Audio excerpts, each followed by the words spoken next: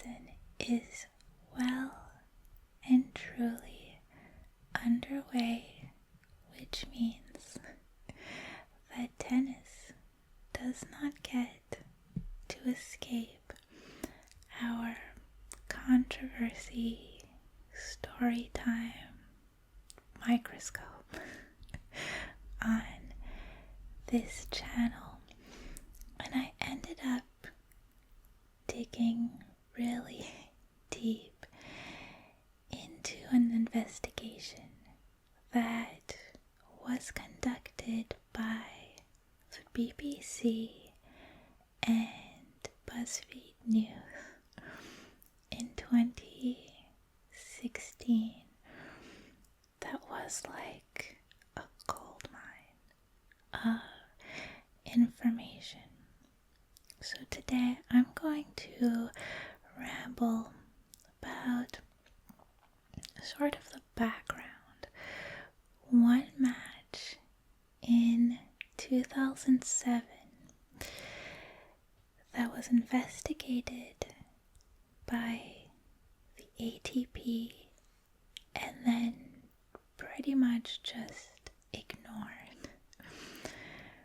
But it was so blatant and such an obvious instance of match fixing that it led journalists to analyze 26,000 matches, I think between sort of 2007, 2008, and 2016, in hopes of uncovering this apparently super prevalent problem in world tennis.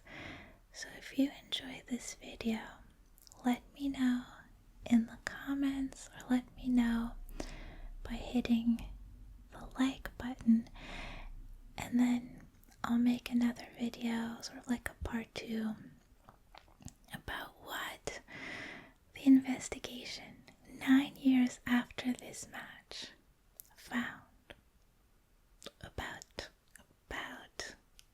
tennis tours, world tennis. But this match that we're talking about today, it took place at the Orange Procom Open Tournament in Poland in August 2007. It was the second round.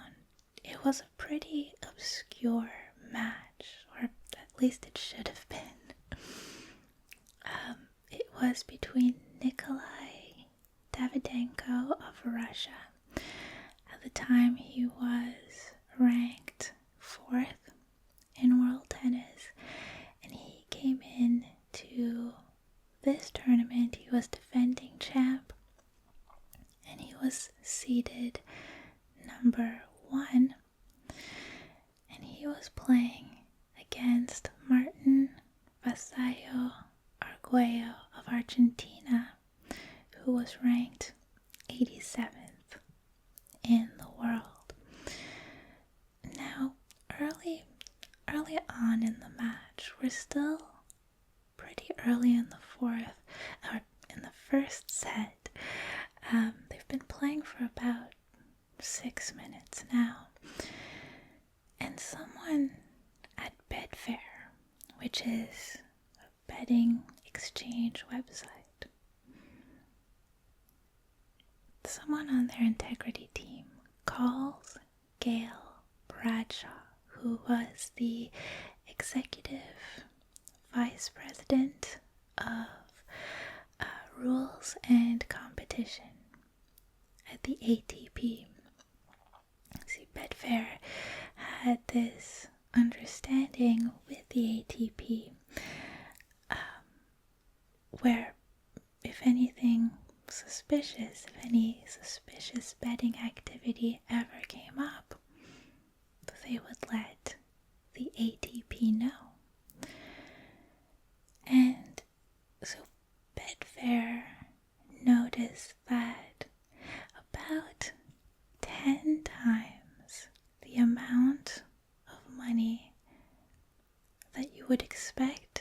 be spent on a match like this was being put on the match. So again, it was kind of an obscure match. It was barely televised. They wouldn't expect people to be putting that much money, 10 times more money, in fact, than they expected to see on a match like this. So Bradshaw, the EVP at the ATP, he was in the United States at the time.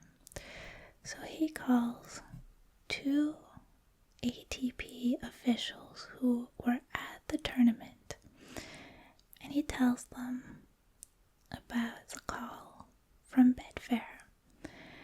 And those 2 officials then go down to the court to observe the rest of the match. And by that point, by the time they did make it to the court, Davydenko had won the first set, 6-2, as you would expect in this second round matchup. Looking at the odds coming in, looking at the defending champ going up against number 87th ranked player. Then everything turned around. In the second set, Davydenko started complaining about an injury, and Arguello won the second set, 6-3. Now this is a best of 3 match, so the third set is the final set.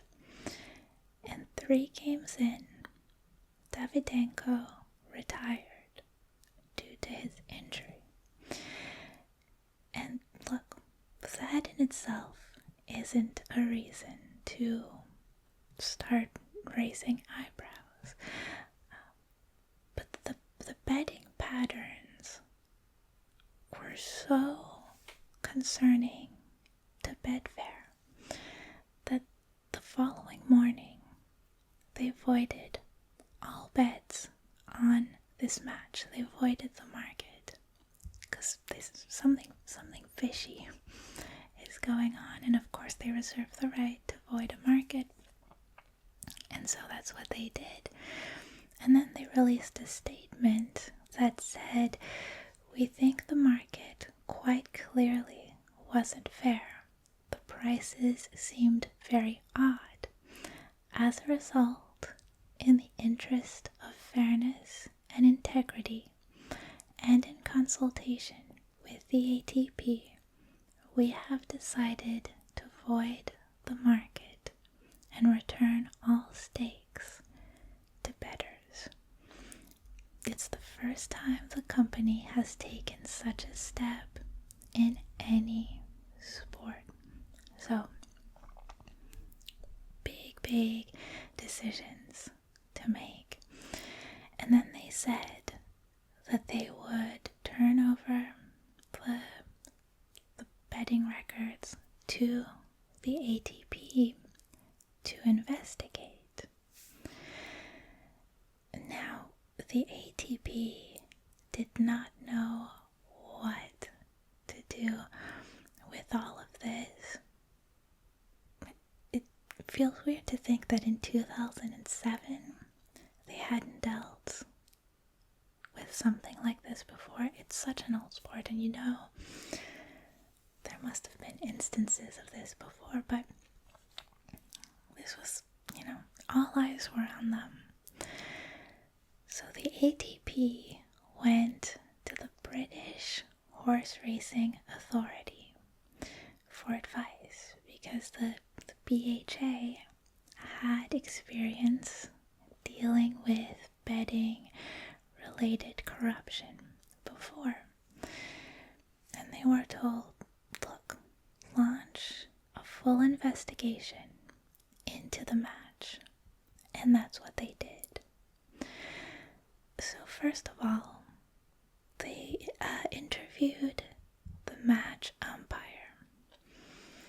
And the umpire said, well, after Davydenko went 1 game down in the second set, he asked to see the trainer at the changeover. And the umpire said, well, why do you need to see the trainer? And Davydenko said that he was having an ankle problem. That was a little bit odd to the umpire because he hadn't noticed anything during the match that would have caused an ankle injury, and his ankle seemed fine for the first set. Then Davydenko goes 2-1 down in the second set, and he receives a medical timeout. The trainer comes on, tapes his ankle, and then during the next 2 changeovers at 3-2 down and 5-2 down, he gets like a quick treatment, 1-minute treatment from the trainer. Third set comes around, and Davydenko asks to see the trainer again. Well, the umpire tells him, you've already received treatment plus the 2 changeover treatments, so you're not entitled to any more treatments on your ankle. And Davydenko goes, oh no, it's not my ankle now, it's my toe.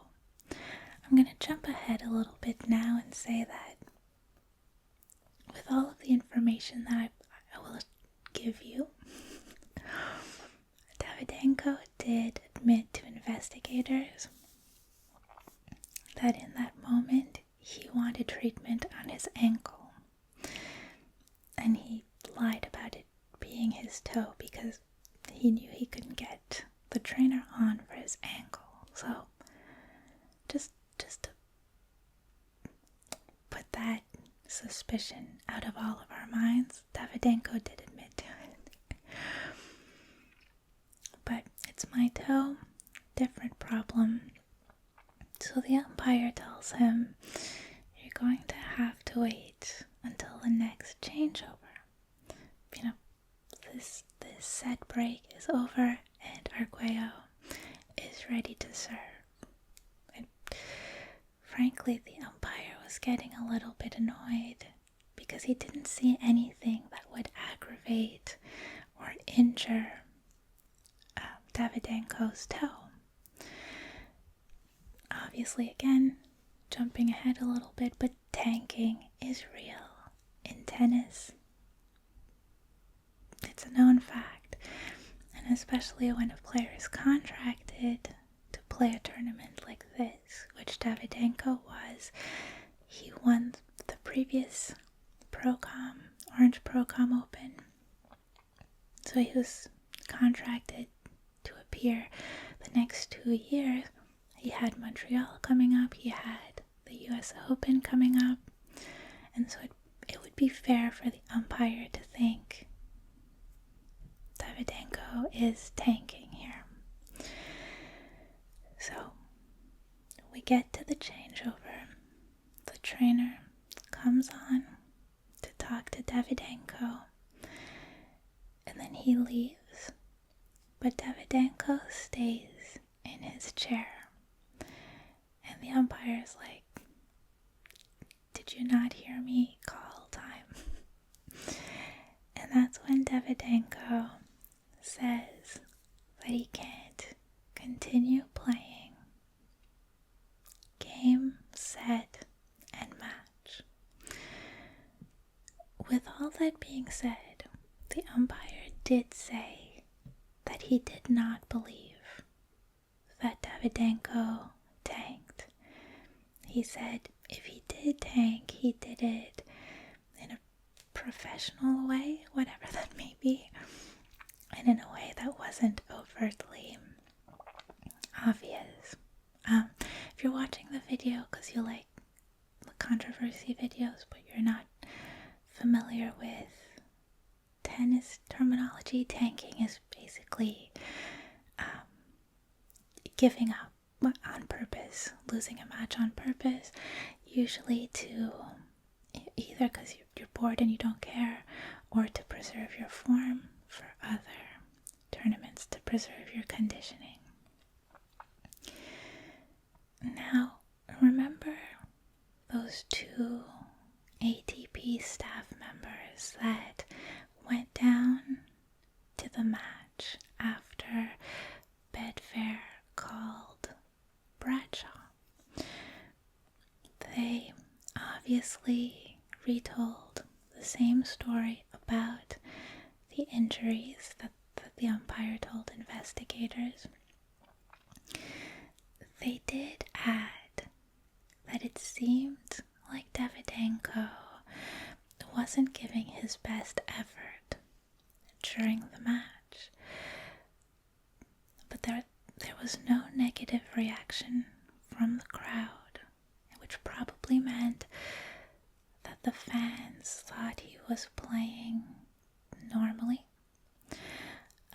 One of the two staff members, the player services manager, he said, yeah, Davydenko almost looked too relaxed. He never got close to getting a break point. His returns weren't as powerful or as deep as you would expect them to be. But from the stands, from their vantage point, it was hard to tell whether or how much his injuries, his foot problems were affecting him. Then the physio, the trainer who treated him, before the match and during the match, he was interviewed by the investigators. And he said that during the third set, Davydenko told him that he was really considering retiring from the match. But the physio tried to encourage him to play on. He told him playing on his injured foot would not cause any long-term medical effects. But obviously, Davydenko did not take that, call it advice. And then after the match, Davydenko went to the treatment room, and the tournament doctor wanted to take an x-ray, but Davydenko declined it and was just trying to leave the tournament. So, what I'm getting at is that from a purely sporting perspective, there were some odd moments, there were some suspicious moments, but there's nothing to say definitely if this guy was doing something sketchy, that he was tanking, or that he was throwing or fixing the match. But we can't forget those pesky betting records, the betting documents from Betfair. So the ATP asked one of those horse racing, one of those BHA investigators to analyze the betting. And what he found was that a series of 9 suspicious Russian accounts had started placing bets the day before the match. And at 8 a.m. the morning of the match, the odds were still sort of where you would expect them to be for this matchup. But by the start of the match, I think it was 3 p.m., so much money had been placed on Arguello and against Davydenko that the odds had completely flipped. Davydenko had gone from being the favorite to being the underdog. And for those who are really interested in betting, I'll put up a table that shows the odds sort of trending down and the volume traded. And the investigators said in almost 20 years of working in the betting industry as an on-course bookmaker, an odds compiler, trader, and as a betting investigator, I have never seen a match or a race where so much of the money wagered was done at such unrealistic odds and by linked accounts. My only conclusion can be that the suspect Russian account knew that Davydenko was going to lose the match. So, the ATP decided not to go to Russia for the investigation because of safety concerns. So they tried conducting interviews over the phone. And they spoke first to a woman named Julia Tsoi. Her name was on one of the accounts. And she was pretty dodgy over the phone.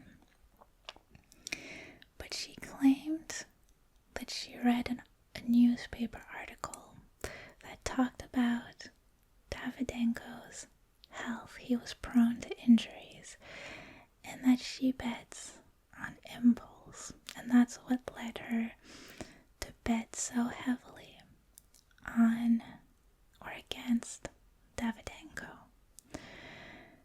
And she said, if you want to know any more, you have to talk to this guy, Rustum, which is such a line out of like a spy thriller. I love it. If you want to know any more, you gotta talk to Rustum. So they call Rustum. Turns out he was associated with one of the accounts that spent an average of like $800 on bets prior to this match. And then on this match, I think he spent like $35,000 or pounds, or whatever the currency was. Turns out Rustum is engaged to Julia Tsoi, but Rustum did not want to talk to investigators. They were only able to establish that he started betting 1 minute after Julia stopped. So the implication was that he was betting at least from those 2 accounts. And basically all the other account holders either refused to speak to investigators answers or denied, obviously, having any knowledge of the impending retirement of Davydenko. The point is, the conclusion that the ATP came to from their investigation was that they had absolutely no doubt that, based on the betting evidence, the Russian account holders knew about the outcome of the match before it was over. And they would have made a profit of £355,000 had the market not been voided by Betfair. The ATP said that they didn't know how the bettors knew, but that the initial odds going into the match, combined with how the first set went in Davydenko's favor,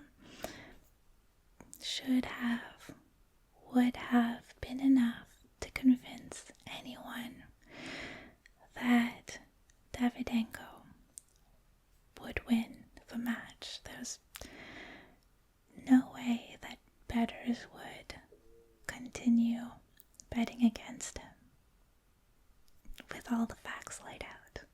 Now, regarding the injury that was nagging at Davydenko, the ATP said that even if he was carrying a sore foot before the match, that wouldn't suggest that he, as a professional athlete, would retire. So even with the knowledge that he was having he had a sore ankle in training, for example, would not indicate that it would be enough for him to lose the match or retire early.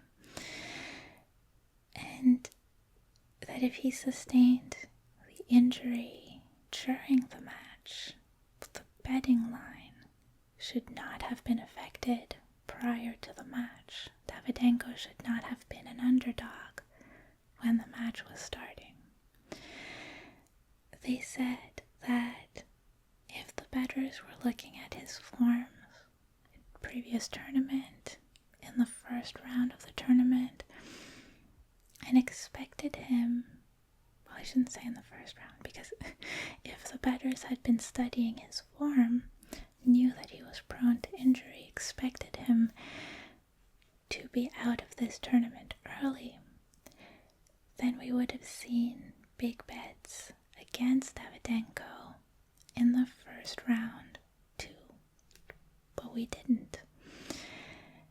They said that it's quite possible, based on the paper trail, that Rustam was controlling all of the accounts and that he was definitely controlling the Zoe account, his fiance's account. What I find interesting in the investigation is that it concludes that it was either Davydenko himself or someone really close to him who passed on the information to Rustam, essentially. So you're looking at the coach, who is his brother, the wife, or I really don't see it being the physio who treated him leading up to the match and at the match, Because again, it wasn't really an injury that would cause an athlete, a professional athlete, to retire. So unless Davydenko told him before this match, look, I'm going to tank the second round, then maybe, but that's a stretch. Well, why would Davydenko say that to an ATP physio, an ATP trainer? It doesn't add up. He just wouldn't. So I don't think that the physio was in on it. And if the physio told the truth, I don't think we ever heard from Davydenko whether the stories match up, but according to the physio's own story, he tried to encourage Davydenko to keep playing. Could have been a team effort, who knows? It's worth noting too that Davydenko, his wife, and his brother declined to give their phone records over to the investigators. And that is the suspicious part to me. Like, we all value privacy, but if I'm being suspected of being part of a betting syndicate, I'm pulling up my outgoing calls record. What do I care? And also, yeah, it just feels like they were all involved and they didn't think ahead. Because, I mean, Davydenko was Russian. Also, the brother, the coach, stayed in Russia. Was it Russia or Germany? He was meant to be at that tournament. He had hotel rooms reserved, but he wasn't there. And they claimed that he wanted to spend time with his family because it was a really busy time on tour, and they were, like I said, they were going to Montreal, they were going to the United States.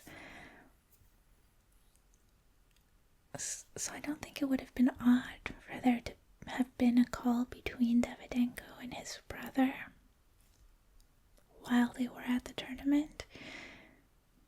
The question is, were there suspicious calls between the brother and Rustam around the same time? And if so, couldn't they have just met? And I just feel like I could have done a better job at fixing this match. In the end, the ATP did pretty much nothing with the investigation. They sort of went, oh well, shame we didn't go to Russia or get those phone records. Guess we'll never know who done it. And actually, the final item in the report, in the investigation, reads, the investigation has been unable to find any evidence to support the possibility of Nikolay Davydenko or Martin Vassallo Arguello being involved in any corrupt practices surrounding their second round match in Sopot on 2nd August 2007. It is felt that had we have had the full support of Betfair account holders and all requested itemized telephone billings, then this investigation may well have had a different conclusion. And we all just carried on. I should mention here that they mention Arguello in the report and the possibility of him being involved. It's worth noting that he did turn in his phone records. Nothing suspicious in those. The one sort of lie that he got caught up in was that he told investigators that he had no prior contact to Davydenko, didn't really know him. There was a language barrier, so they didn't have any kind of relationship. It's lunchtime. But when investigators looked through their phones, his or his father's phone had a Davydenko contact number in there, but no indication that it was used. So I think Arguello is pretty clean of this match-fixing scandal. But it is a bit frustrating that the ATP put out this investigation report that said, yep, there was beyond a reasonable doubt match fixing that happened here. And we're just not doing anything. We're giving up on it. So that's where the investigation by the BBC and BuzzFeed sort of picks up. They go, okay, well, we admit there's match fixing. These top 50 players are still playing. They're showing up in the majors. They're winning, major tournaments. And we're just letting it happen. But I'm gonna end it here for now. Like I said, if you enjoyed this video and you want to hear more about this whole tennis match fixing and why tennis is a match fixer's dream, let me know, and I'd love